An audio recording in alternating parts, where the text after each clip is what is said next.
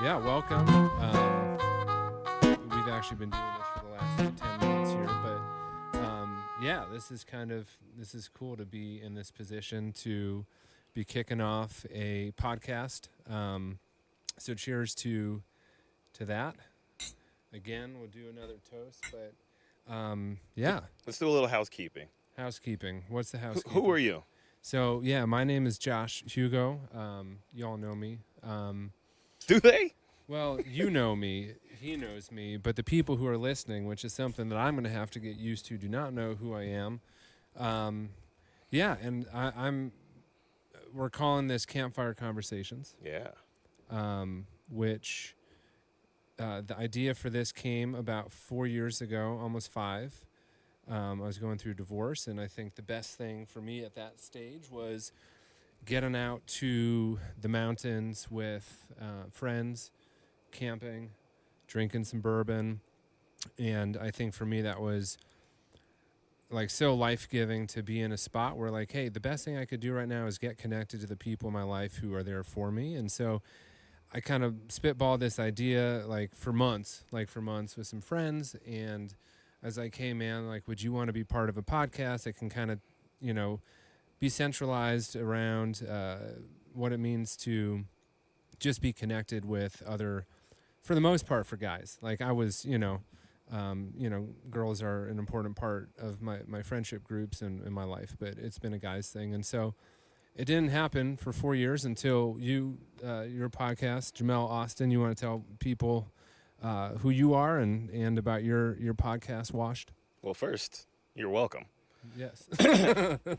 No. Thank you, Jamelle. I'm Jamelle at Jamelle on Instagram. Make sure y'all follow me. I am a member of the crew, the Wash crew. We do a podcast. Check it out wherever you get your Wash or your podcast at. But we really sit around and do the same thing that you're talking about here. Yeah. Kind of with the idea of black males, early to mid 30s, trying to figure out what it's like to be early to mid. Early to mid. How old are you? Well, we won't answer that. We won't go there I feel like he's calling me old, but I'm going to go ahead and continue on with my soliloquy. Google it. Yeah, just what it's like to be a dad, what it's like to be washed. What does even washed mean, right? And just, everyday topics, things that revolve around our lives. Yeah, right on, man. So that was very cool to see that happen. And I think life is filled with all those interesting little moments of like, hey, this is the catalyst for an idea. And I think I would consider myself to be in the upper 30s, the upper middle upper 30s. And I've kind of hit that stage. I'm like, you got to say yes to a few more things because or say more, or say no to a lot more things. Both happen. Yeah, both. Two things can be true at one time. Yes, or 3. Who's that to your left? So I also, this wouldn't be possible without my good friend Jaime Shaw, who is helping us to produce this podcast, and the hope is that he'll be a consistent figure here with some wisdom and definitely some production skills. So yeah, Jamie, why don't you introduce yourself? Yeah, I'm Jaime Shaw, Shawball35 on IG. And yeah, I'm the elder statesman of this group for sure. No shame in that. Younger 40s. Yeah, a star in my role behind the scenes. You'll hear from me from time to time. What's up, Jamelle? It's been a minute. Appreciate you being here, Mr. Shaw. Yeah. So thank you both for being here. A lot of gratitude. Truly, a lot of gratitude. I think that the spirit of how I hope this is to evolve into future podcast is that, I know we're in front of mics, I know we're in front of a camera, but we're also next to some good whiskey, which we'll kind of talk about. And we're also just here as friends. And so I think some of it is just the idea of just getting into some good conversations, bullshit, to some depth, hopefully. Someday I think our kids probably will all listen to this and like, you guys are idiots. Yeah. My dad, don't check out his Instagram, which I actually probably need to look up. Pretty sure it's Josh-Hugo. We'll work on that in post. and get that straightened out for the next. Wait. So let's actually get into it if you don't mind. Yeah. I got you. Let me ask you this. Yeah. How do you not know what your IG handle is? Well, the path of tonight was maybe not going towards social media, but it could very well become a social media conversation. I have it. I've used it sparingly, obviously, for this to be a productive space. I got to figure that out. I had Facebook for a long time, and I think I just hit a stage. I gave it up for a period of time, and I just felt like, you know what, I was happier to not have to be accountable to that.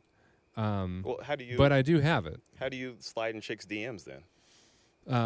No longer. No chicks are getting DMs from me these days. I don't even know my last picture. Jamie's doing a quick little research on this. What do you see? Okay, so is J Hugo 1. Oh, J Hugo 1, y'all. Yeah. Okay, there And it is. the last picture is at the top of a mountain, wintry mountain. with How unlikely a picture that is for a white guy for a white guy to have a picture of a guy at the top of a mountain in Colorado on Instagram. Let me ask you another question as Shaw's looking at your IG there. Yeah. You said the genesis of this was hanging out in the mountains. Yeah. Is that the mountains of Utah? Is that the mountains? Yeah, it's the mountains outside. Catskills Yeah, mountains? so we're here in Denver, Colorado. Catskills, never been to. I've heard they're Appalachian. Yeah. But they might be in New York. Yeah. I think they're in New York, but maybe the upper Appalachians. Go to West Virginia. Yeah, West Virginia. But no, we're in Yeah, Denver, yeah. so I would go up. We're out here outside Denver, Colorado. Represent 5280. That could be a hashtag. Yeah, I'm glad you just gangbanged on the city like that. Yeah. I love it. You Just know. shouted your hood out like that. I love it. 5280. Been here, 15 years, man. How long have you been here? You are old. You grew up here. Yeah, I grew up here. I've been here the majority of my life, I would say. You know what's funny? Being here with two white guys, one who really enjoys the mountains and one who really enjoys life. I've been here. I've been in Denver longer than both of you guys, and you guys both have probably been to the mountains more often than I have. Yeah, why do you think that is? Because actually, that's a really good segue. One of the things on Jamie and I have been like pulling late nights every night. We've been drafting out like dockets of content. Actually, Half truth. Half truth. We have some chicken scratch on a notepad. The first topic I thought would make sense given that we're camping on a porch in Denver, but is actually what you just brought up. Yeah. See, listen, like we're on the same wavelength because that was not. We didn't even go over our agenda. I walked in here like 2 minutes ago. Yeah, So yeah, why don't you go to the mountains? Why don't I go to mountains, or why don't black people go to the mountains? Well, who can you speak for? Legally? No, I don't go to the mountains. I do go to the mountains just on occasion. Believe it or not, I enjoy snowboarding. I don't go as often as I probably should. That's right. You and Sean have gone up. Yeah, it's like living near the beach but not going to the beach. You've already done it, Right. so it's not really a thing. Also, I don't want to be the first person to die in a scary movie. You know, that shit always happens to black people, right? And there's Freaky Jason out there. There are bears. There are coyotes. That shit always happens to black people, bro. So I'm not trying to be the first one to go out like that.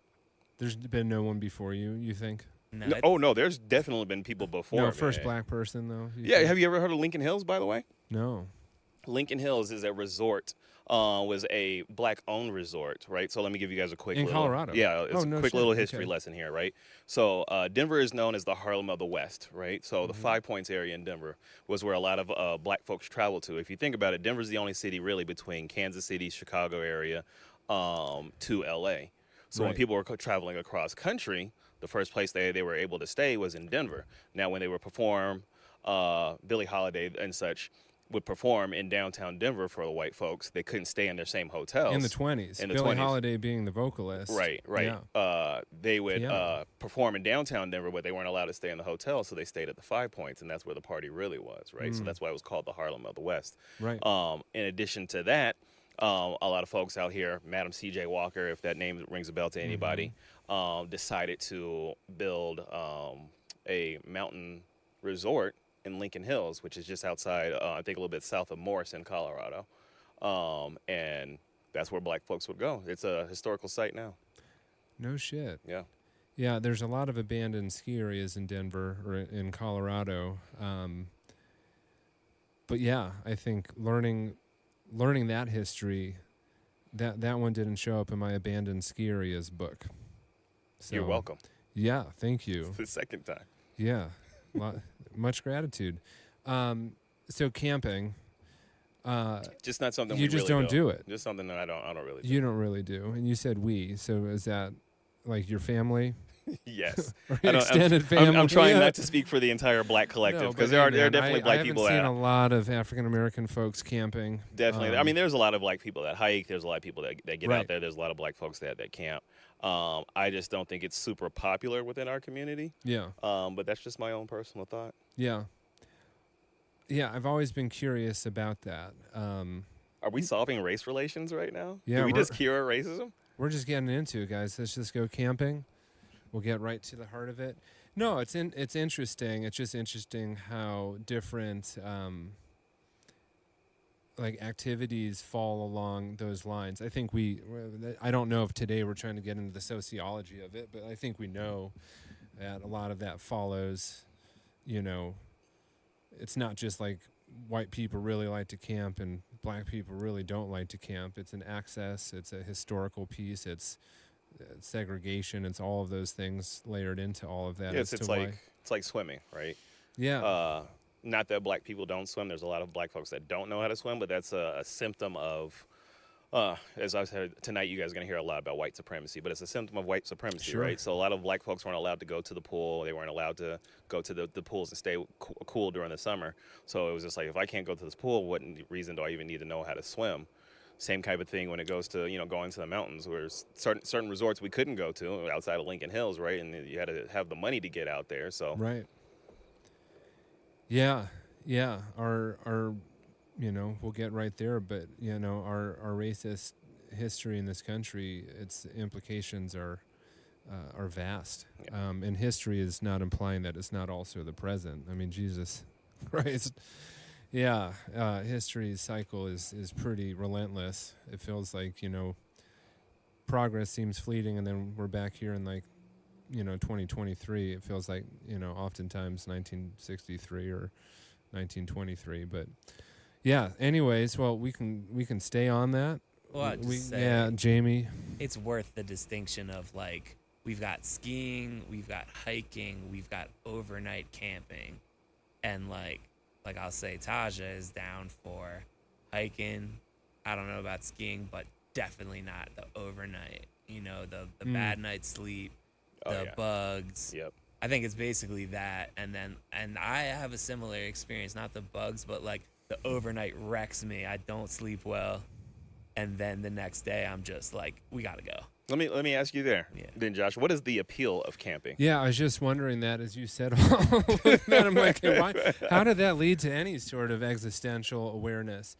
Yeah, I mean, all of that stuff is true, and yet that's an itch that you just sometimes have to scratch. I think for me, camping. That's what she said. Yeah. Well, Sorry, we need a counter on that. We're gonna need to do the derailed visual. the whole We're gonna conversation. need to do a visual, and we're gonna need to have a she said, that's what she said counter, or I don't know what's another. I was just quip? thinking that was the end of a clip. We'll where add it in Josh post. just said that, and then you're like, "That's what she said," and then it's just some TikTok. Boom. Yeah. Yeah, we'll Let's add it in capture post. that. Let's put that in the ether, y'all. Yeah. Did you add mosquitoes to the list of things that make camping less pleasurable for people? Yeah, Look at definitely. these candles, man. This is citronella, natural scent to get bugs away. I don't know. So camping for me, I feel like there's something just healing about being in nature.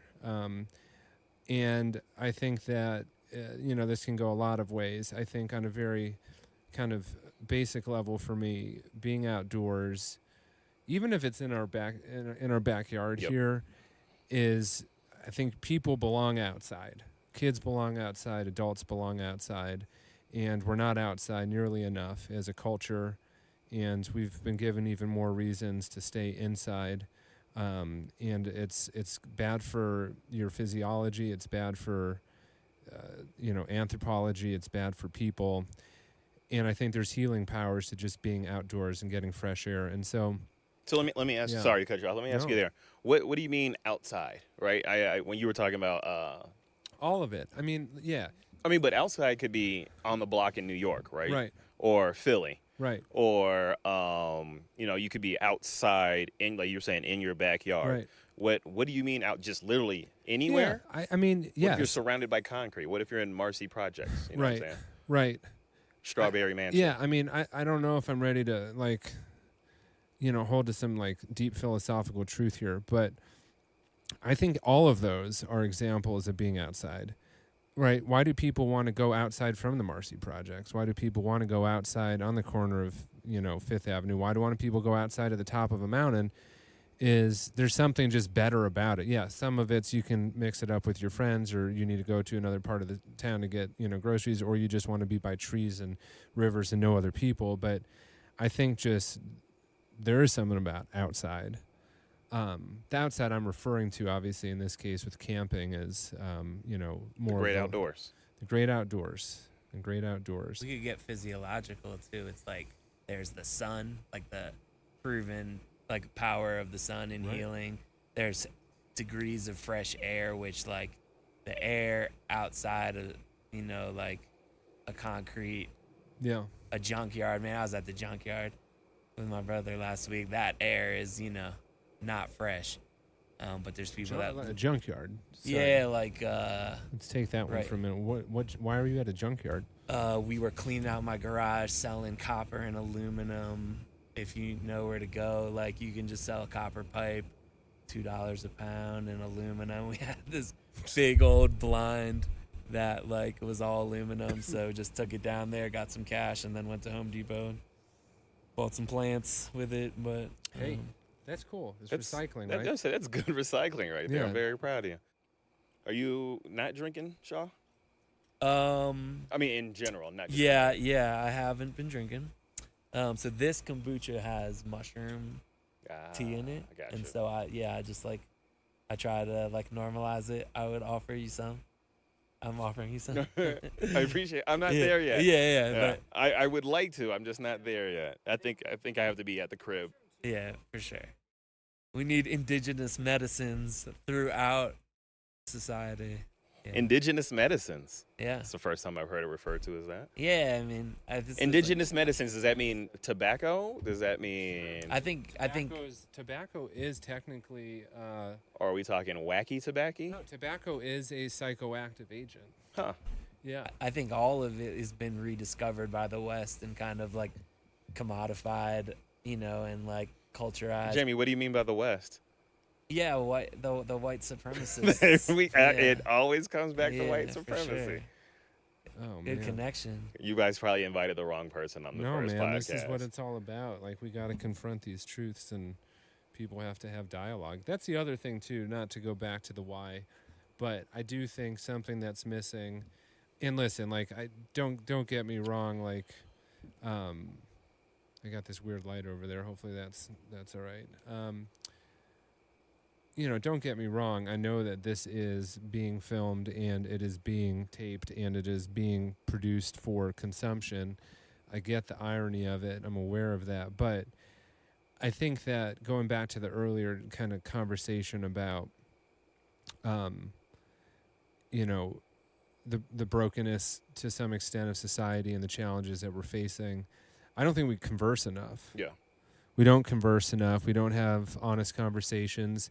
And let me be clear, my version of honesty is not saying, yes, it is speaking what's on your heart, but some truths don't need to be shared out loud. And I think that we're in a place where, my truth is what everyone has to just suffer from hearing. And that's not what I'm saying. But I think there needs to be honest conversations that people have that are thoughtful. No, that's real. I think there's, to your point, there's something cathartic about being able to identify with somebody who is a similar mind frame as you. Right. Right. So even though this is built for consumption, this is going out on, wherever you get your podcast at, there are still going to be some people who are listening to this and to be like, yeah, I identify with that. Right. Despite the fact that it is somewhat, I'm not going to say based in capitalism, but is participating in capitalism.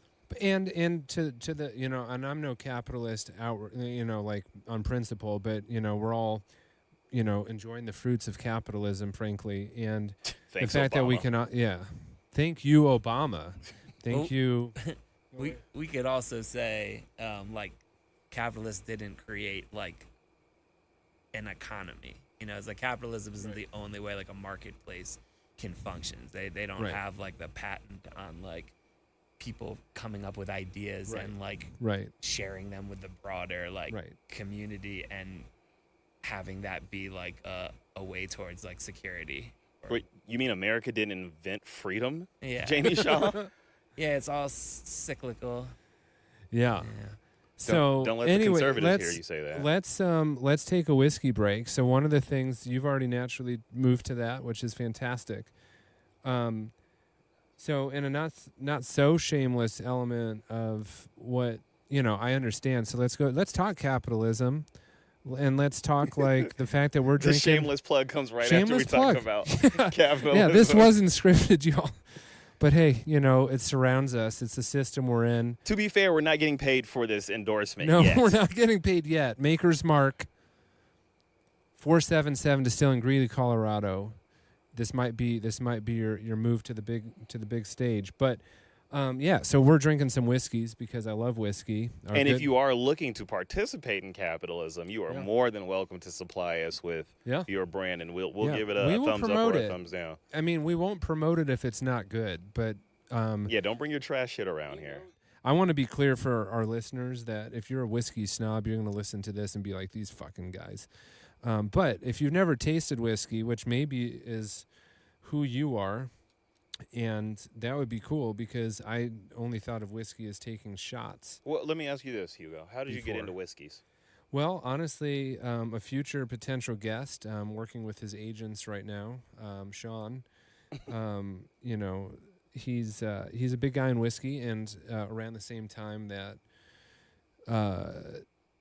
like the pandemic started, every Tuesday I would head over to his place and we would sample the 200 bottles of whiskey that he accrued. And it was a hell of fun because I do enjoy drinking. I don't really enjoy overconsumption of drinking. I don't know if I ever did. I'm not sure you can have one without the other. That's just me, maybe. Yeah, there's a sweet spot. I also enjoy getting the effects of the alcohol enough, but not the 12-hour effects. Yeah. So, anyways, the first thing that you should do. So these are glasses, a little audience knowledge, perhaps. Does anyone know what kind of glass this is? This is called a short one. It is short. It is a glass for our viewers. You can see it for our listeners. You can't. Flute. It is flout-like. It is called a Glencairn glass. Glencairn, which would be a Scottish name, I believe. Glencairn. And I'm they're not good a big for. fan of Karens. So, anyways, the first thing you should do, Jamie, Jamie is our friend who doesn't consume much alcohol. I'm abstaining from. He's abstaining, but would you do it for science? For peer pressure on camera? Yes. I'm gonna abstain. Yeah. Wow. Are you going to abstain from abstaining? So, here, give me your glass. You don't have to drink any of it, but you can spit it out. And I won't, that's what he we'll said. let the others judge that choice. But, 2, the total. We're going to have a big number right here. The number. So the first thing that was done 2 mistakenly there was that we didn't wash out the kombucha in his whiskey glass. So that's going to present an unusual flavor profile. That being said, you smell it. You kind of swirl it and you smell it. You kind of look at the color. It looks like whiskey to me. It looks brown. Looks brown. A hint of orange. This is the Makers. So Makers is a wheated bourbon. So then you're going to smell it. I'm sorry, a what bourbon? We'll get to that in a second. So you smell it. And then you kind of smell for a couple big flavors first. Maybe not spices, but like you get a little caramel. A little vanilla. I get a little caramel. I don't know. Caramel. Let the camera show I've been smelling this every time Josh says give it a smell. Yeah, give it a smell. And then you taste it. Now, if you haven't had any whiskey for the night, the first taste is not meant to do anything because your body is simply adjusting to the poison.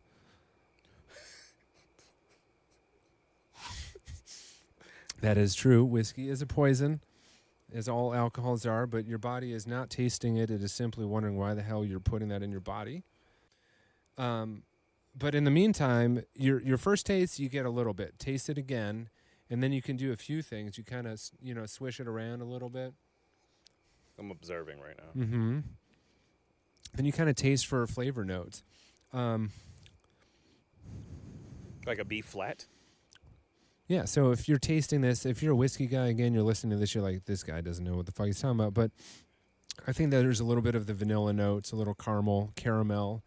Those are pretty common flavors for makers. So, yeah, tasting, what do y'all taste? I smell that vanilla. The vanilla, yeah. I also think the value of tasting whiskey is when you're not just taking shots of it in college, is that there's actually a complexity to it, which is fun. A bottle of whiskey will last you a year if you don't drink it often. And if you have a bunch whose of... fucking house? Well, if you have 50 of them, right, you collect them. And then, yeah. Yeah. My brother, who will listen to this eventually, has learned the value of savoring a bottle of whiskey. But, yeah, you don't have to throw this away after a few weeks.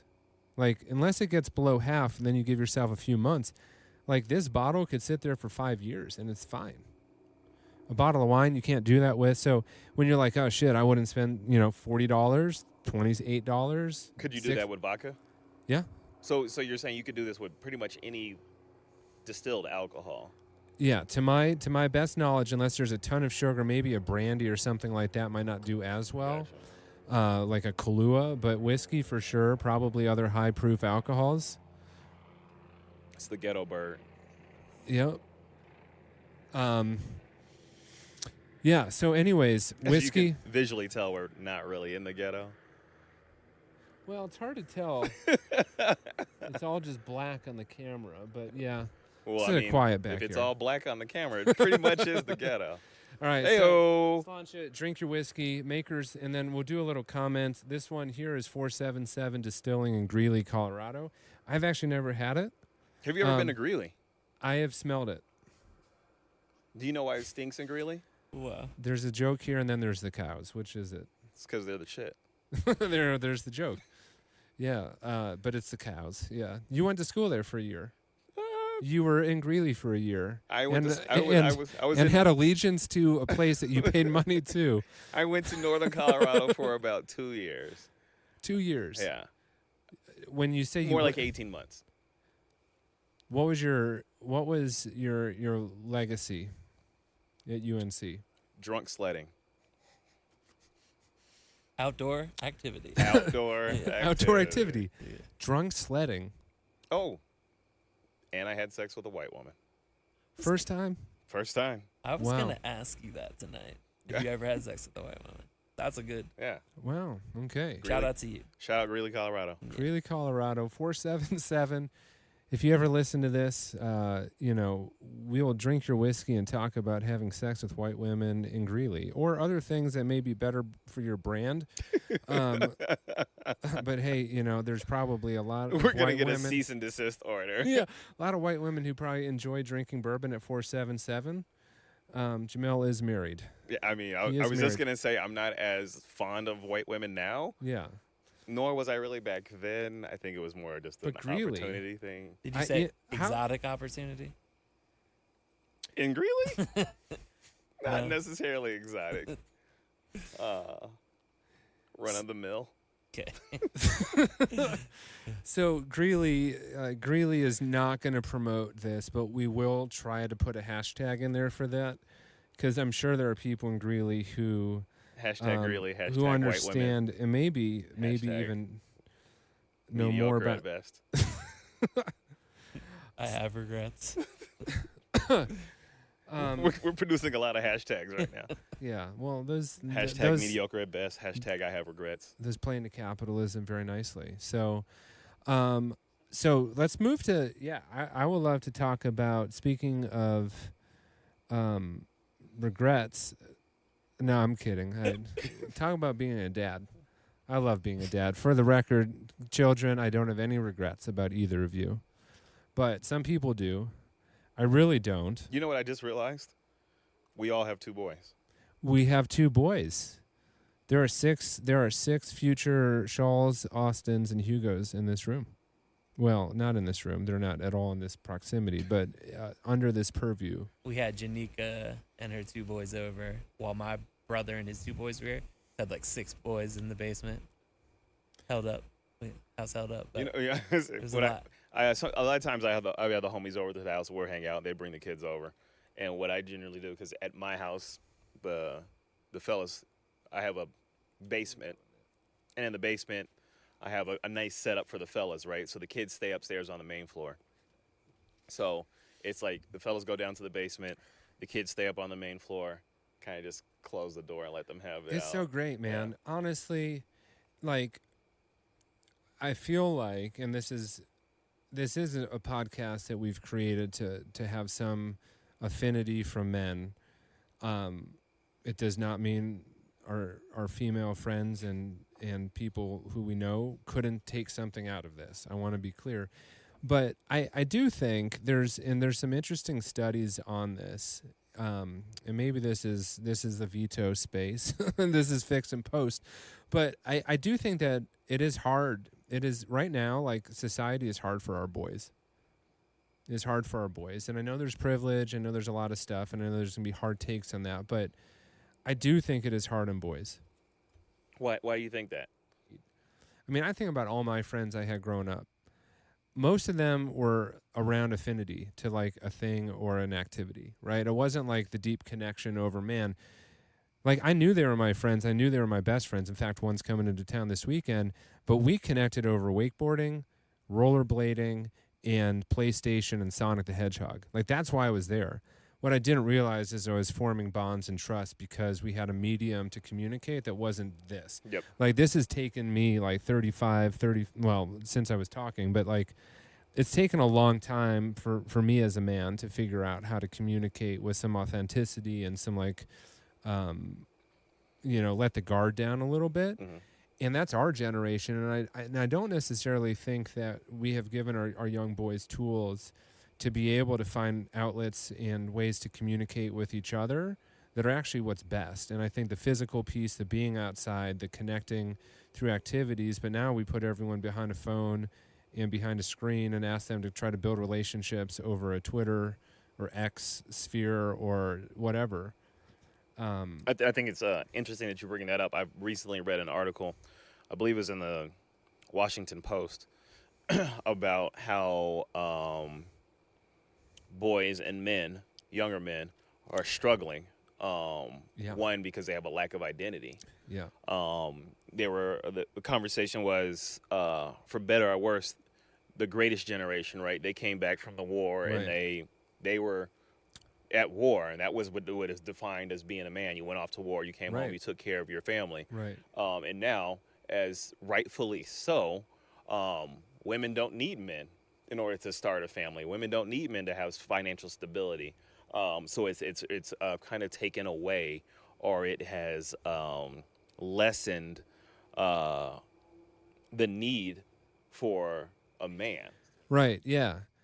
For us as dads, we have a real responsibility to teach our kids, our boys, that complexity of emotion, that complexity of what it means to figure out your identity. I think it's important for us to share our own stories of identity discovery, which are ongoing, because I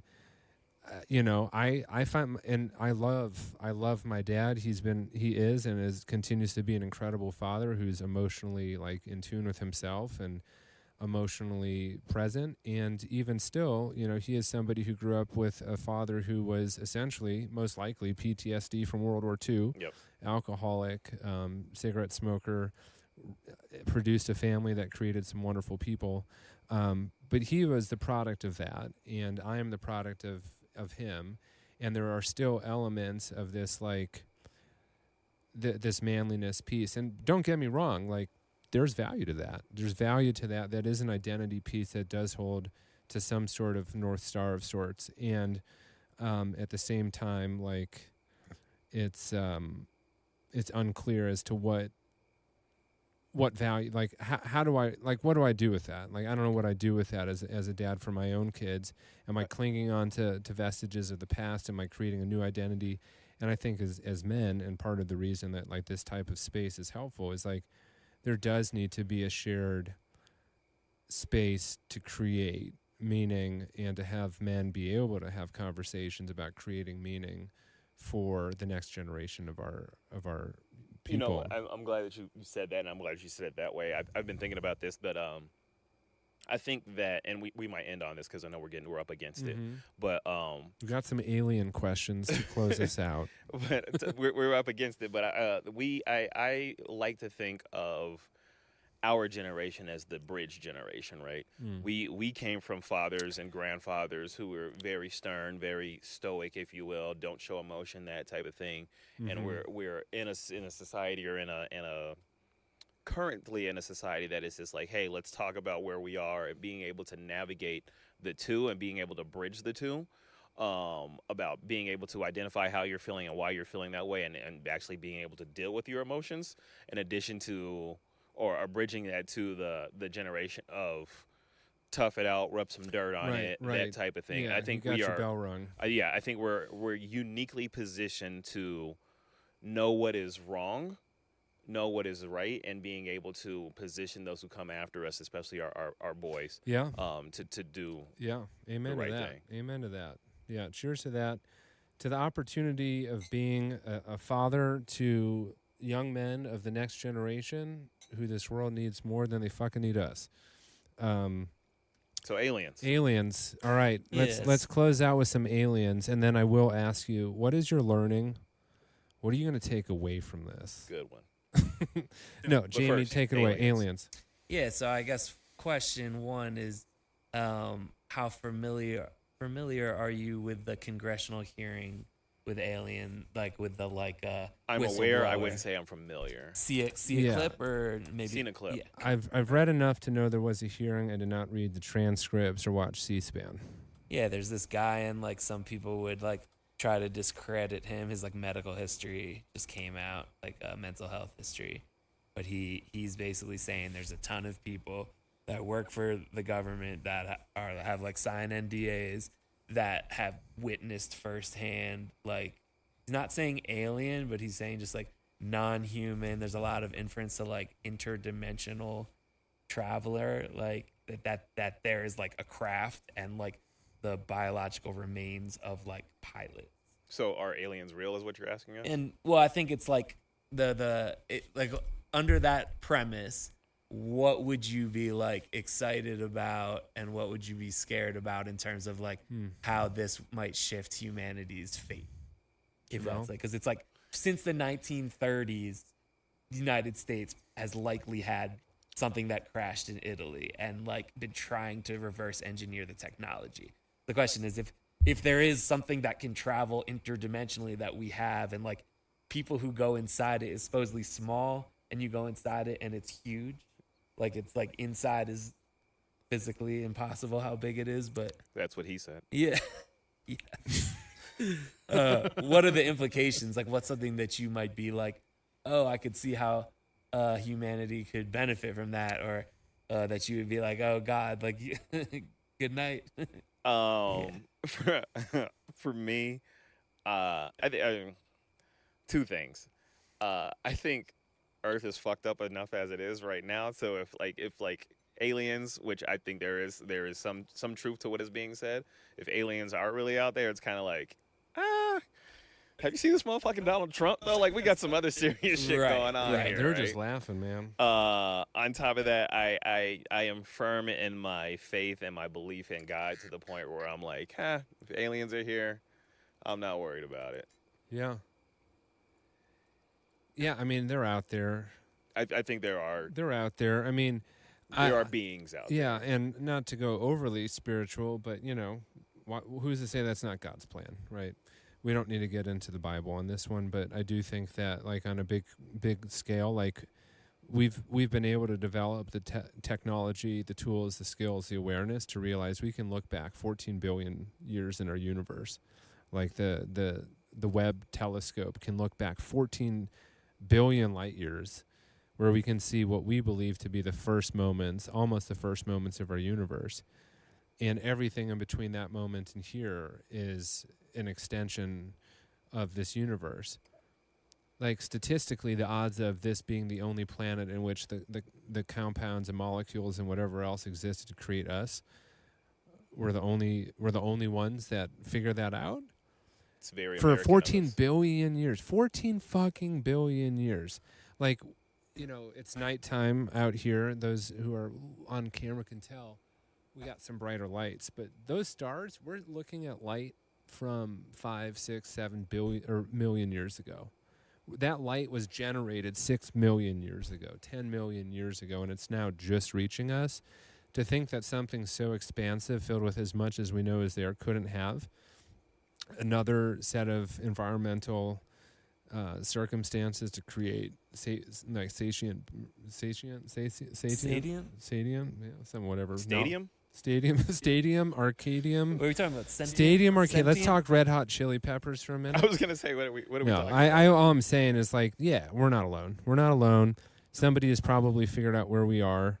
That will be our next podcast. Is I do think we get into some of the minutiae of our universe. I would love to get to We're gonna get into stadium minutes. Inception. We're gonna go talk about the stadium where the Broncos play or the Raiders Broncos. All right, play. thank you, I appreciate But we it. got room. We got room for this to grow. I have enjoyed the conversation. Those not honestly curated. Look at the notes. Jamie can. Here's our notes. For those who think that we're really smart people who planned a lot, we got. I don't think anybody's under the pretense that we're smart. Hey, yeah. So actually, a topic for another session is self-awareness. Apparently, I need some of that. I thought I sounded fucking brilliant. You're gonna watch your YouTube, debut. You're gonna watch it back. and- Open the comments, bro. Yeah. Open the comments. Leave the comments. I am not beyond being trolled. He I says just that now, and then this shit Yeah. blows Until- up. and he's like, leave me the fuck alone. until I shut them off. Yeah, just see where that goes. But thank you to Jamelle Absolutely. and Jamie. What did you learn tonight? What is your learning? What are you taking forward from this evening's discussion and conversation? We have bigger problems than aliens, but if they're friendly aliens, they might be the key to defeating white supremacy, capitalism, and the patriarchy. Right on. Yeah. Lot to unpack. Until Jamelle? next time. I've learned that conversation is conversation regardless of race. Conversation is conversation regardless of history. And as long as you're around people who are willing to have open and honest conversations, you're gonna learn something, and that's always a good thing to know. Yeah. Right on. Also, I was not aware of 13 or 14 billion light years. Isn't that nuts? That's very expansive. That's very big. Yeah. That's what she said. The over under on those was 5. I I think think we're at I 5. think we're at We'll 4 or 5. run that. We'll check that in post. We'll put the counter right here. We'll put the counter. Let me plug my son's podcast, Professor Logan's Space, where he Yes. he breaks it all down. He tell you about those 14 All right. billion or 13.6 Yeah. billion. Yeah. Future astrophysicist Logan Shaw. Yeah. Absolutely, Logan. If you watch this podcast in 10 years, you'll be doing great things, and we'll all be rooting for you. Jamelle, Maybe 10 light years. 10 light years, man. If you're 10 light years away and still watching this, you figured it out. No, I appreciate that. Wait. What did you learn? So I want to close. Yeah, my learnings is it's good to go with, like, just go with something that you think could be cool. I find a lot of things in life are easy to have an idea about and then find 10 reasons not to do it. So I'm grateful to be here tonight. I think whether this, however this goes, whatever, but it's a chance to connect with friends. It's a chance to, do something creative, and it's a chance to share some wisdom and knowledge. And bullshit, whatever you want to call it, that maybe somebody will listen to and say, hey, sure, I can do something with it. And I think that, it's just a good chance to invoke our call to being good dads, which I know we all are. But I think, if this becomes something that more people want to listen to and share advice and questions, we'll love to be a space for dads to be able to open up that dialogue. So to our viewers, thank you. To Jamie, to Jamelle, thank you. And appropriate to say cheers to Campfire Conversations, episode 1, hopefully of many. Peace. Cheers. Don't forget to wash your hands. And washed. And Shaw Ball 35. Scene. J. Hugo 1. All right.